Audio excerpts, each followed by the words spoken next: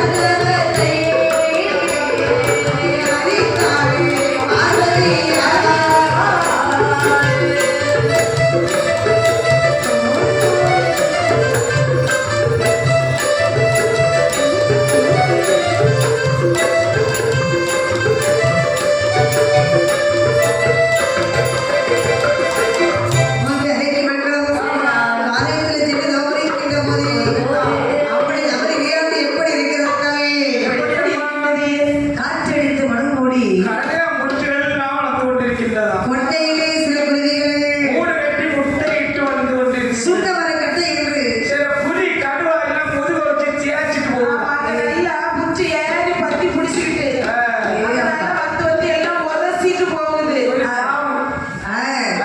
தலைமாட்டில் வைத்தவருக்கு அல்மாட்டில் ஊசரிய மாட்டி படைத்த மரம் தலைமாட்டில் போய் சொல்லிய தவத்தை அடைந்தார் பார்வதாதே என்ன செய்கின்றாள்? ஆதி இறைக்கின்ற மாறி பார்த்து சொல்லுகின்றான். அவன் என்ன சொல்லுகிறான்? என்னம்மா? இறக்கவில்லை யோசிவரே, சிவமே, யோசிவரே, சிவமே, இறைக்குலே வெற்றியல்லோ.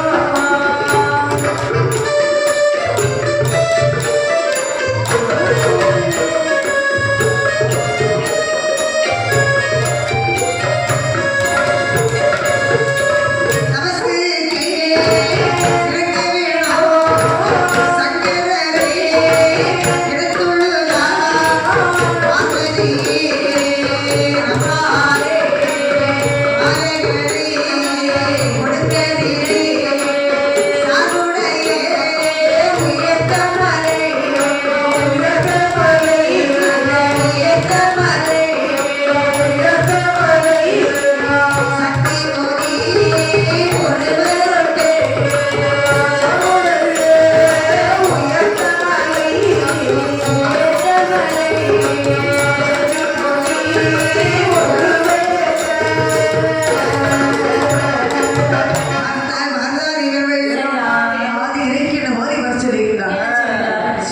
என்னையா?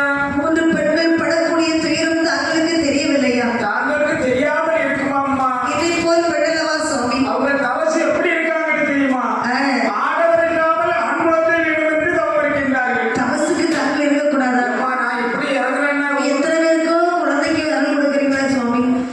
எனக்கு தெரியாமல் இருக்குமா சுவாமி? என்ன? இந்த மூன்று பெண்கள் படக்கூடிய துயரத்தை நாங்கள் கொடுக்க கூடாதா?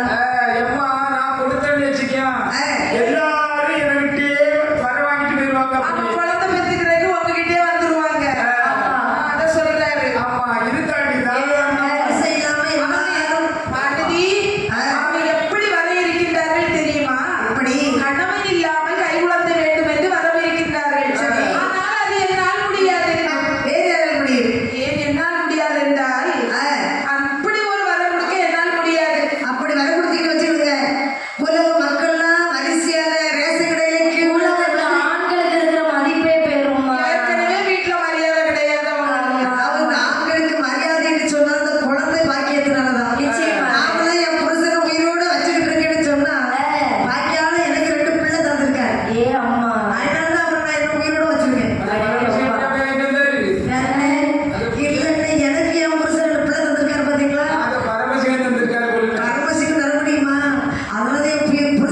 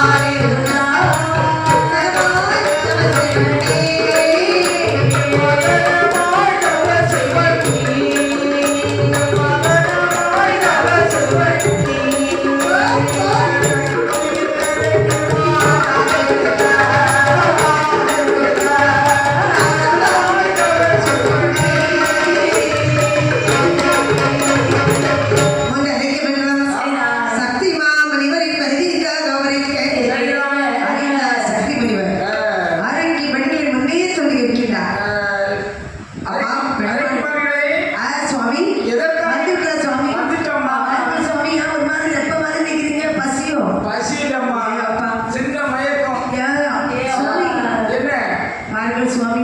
நாங்கள் எதற்காக தவம் தெரியுமா? அம்மா பெண்களே, சுவாமி, நினைத்து தவம் செய்ய காரணம் என்னம்மா? எங்களுக்கோ ஆடமில்லாமல் ஆண் குழந்தை பெற்றெடுக்க வேண்டும். சரி, உடனே வரம் கொடுக்க வேண்டும். உடனே வரம் கொடுக்க வேண்டுமா? ஆமா. ஐயோ அம்மா, நான் இவ்வளவு நேரம் தவத்துல இருந்து ஏகப்பட்ட பசியா இருக்கிறேன். பசி என்னோட வயிற்று பசிய போக்கினால் போக்கிறாள். உங்களுக்கு குழந்தை வச்சு எனக்கு வைத்து வச்சு அப்படியா?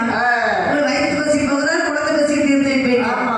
அப்படியே ஆகட்டும் என்று பார்த்தால் நினைக்கிறவர்கள் என்னம்மா கையிலிருந்து நீராடினார்கள். ஒரு ஆடைகளை கட்டினார்கள். ஆமா. திரையை விளைகிறார்கள். நிலத்தை விளைகிறார்கள். சரிதான் திரைக்குள் இருந்து தன்னை கற்பி தன்மையால் அமுதுகள் வேளாண் படைக்கின்றார்கள். சரிதான் அமுதவெட்டது மாறாத முனிவர் அழகாட்டு வந்து சாப்பாட பாக்குறாரு. பார்த்தார் முனிவர். அழகாகவே வயிறார சாப்பிடுகின்றார். சாப்பிட்டு விட்டு, அதாவது நம்ம சாப்பிட்டது என்ன பண்ணுவோம்? நம்ம உறங்கிடுவோம். ஆனா முனிவர் அப்படி இல்ல. சாப்பிட்டதும் வடக்கு முகமா வந்து மேல் இருக்கின்றார். மேல் விளக்கின்ற போதே மூன்று தெய்வப்பல் வந்து பிறந்ததா. சரிதான் பல்லை எடுத்தார் சக்தி முனிவர். என்னம்மா செய்யுங்க ஒன்றே பல்லை எடுத்த சக்தி முனிவர்.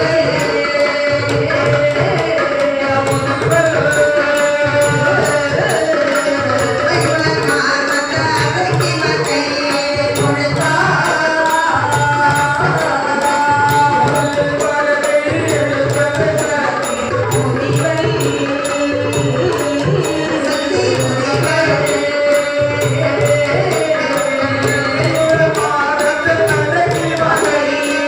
முனிவர். கும்பிட்டு போகிருந்தால் பரிசமாக கூடி.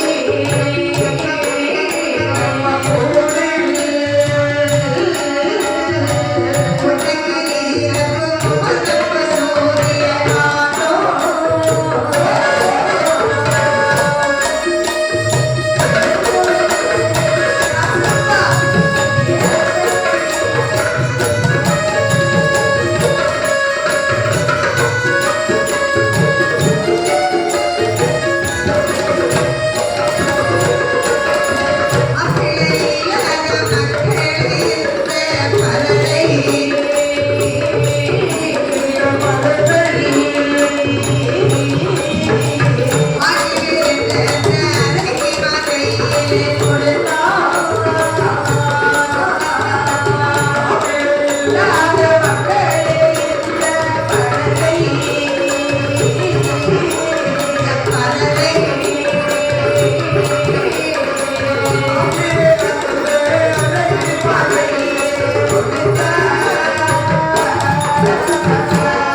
இன்று 10 மாதம் தான் சுமந்து பெற்றிடாமல்.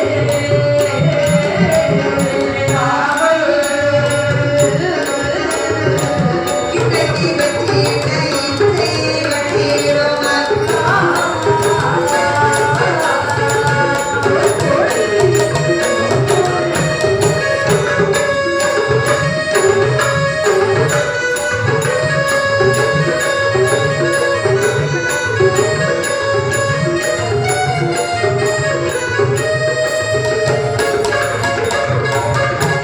பார்த்தார் முனிவர். வேல் இறக்கின்ற போதே மூன்று தெய்வப்பல் வந்து பிறந்ததா. பல்லை எடுத்தார் சக்தி முனிவர். அரைக்கு வெள்ளை வாக்கு சொல்லுகிறார். அரைக்கு வெள்ளை நீங்கள் என்ன செய்ய தெரியுமா? கெக்கிரிச்சி நீராடி ஆளுக்கு ஒரு பூக்களை பிடித்த பூக்களை சூடிவிட்டு வாருங்கள். அந்த ஒன்றுக்கும் ஆளுக்கு ஒரு பலன் தருவேன். பார்த்தார் அழைக்கிறவர்கள். கெக்கிரிச்சி நீராடினார்கள். புது ஆடைகள் அணிந்தார்கள். எடி அக்கா, முனிவர் பூச்சூட சொன்னார்களவா? உனக்கு எந்த பொடி பிடிக்கும்? எத்தனை அடி நீளம்? நம்ம பூசாரி வச்சிருக்காரு பாரு, ஒரு கமுகம்பு. அந்த அடி நீளம் இருக்குமா? அவர்கிட்ட அந்த கமுகம்பு வாங்கி தரட்டுமா? உன் கொண்டையில வச்சுட்டு ஆட்டிட்டு திருடி. உன் கலர்ல நீளம். அப்படியா? நீல பூன்னு சொன்னால் குறிச்சி மலர். உனக்கு பூடி பிடிக்கும் எடி, எனக்கு பெரிய பூதான் பிடிக்கும். சூரியகாந்தி பூடி. அது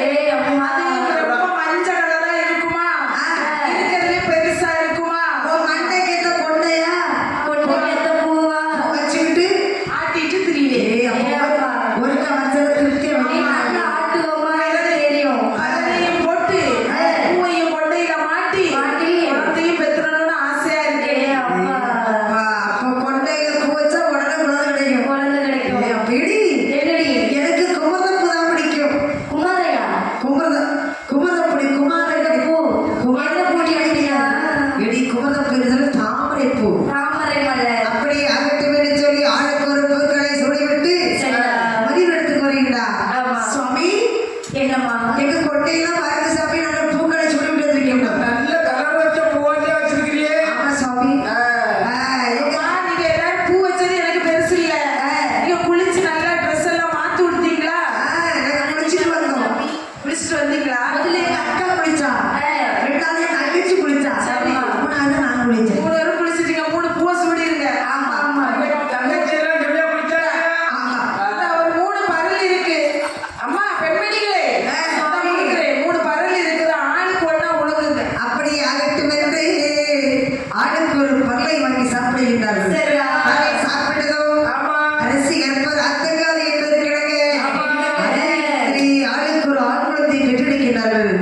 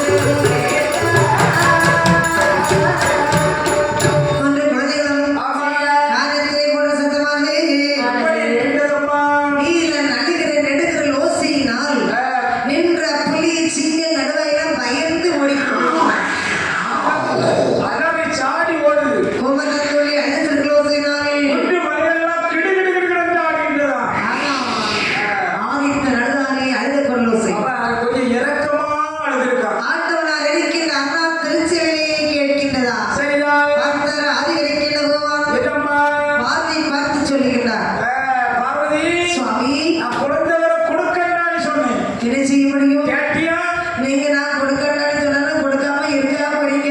அது கிடையாது. இருந்தாலும் எனக்கு தெரியாம எத்தனை பேருக்கு குழந்தை கொடுத்துருக்கீங்க. அப்ப எல்லாம் சொந்த பங்கு வச்ச வேண்டியதான். அப்போ நான் சொல்லி கொடுத்துருக்கீங்க அவ்வளவுதானே.